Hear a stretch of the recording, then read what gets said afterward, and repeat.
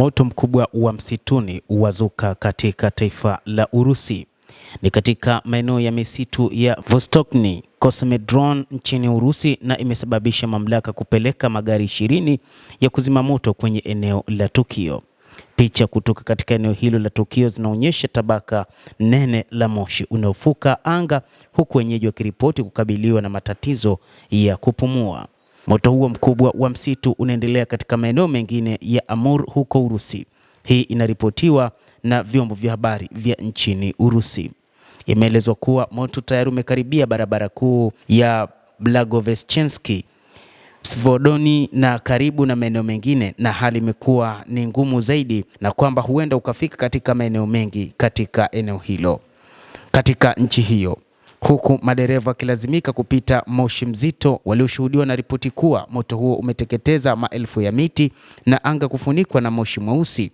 Madereva pia wanachapisha picha za moto huo mbaya.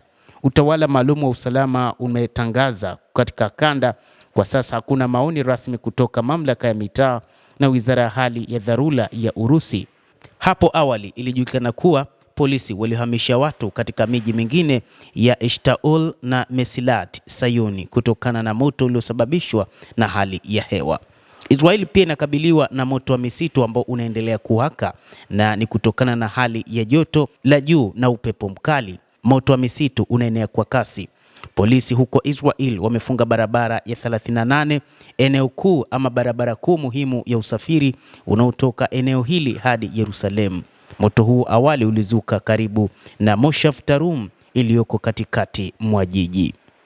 Upepo mkali ulizidisha moto huo, huku waokoaji wakipambana na moto huo. Moshi kutokana na moto huo umetokea takribani kilomita 25 ulionekana mjini Yerusalemu na kusababisha kuzorota kwa kasi kwa ubora wa hewa. Moto kutoka katika eneo la pili ulikaribia ruti 6 na katika barabara kuu, na kuwalazimisha polisi kufunga barabara na miji ya Petah Tiva na Pedaya. Endelea kutufuatilia na usisahau kulike, kucomment na kusubscribe channel yetu hii. Mimi ni Adam Hussein.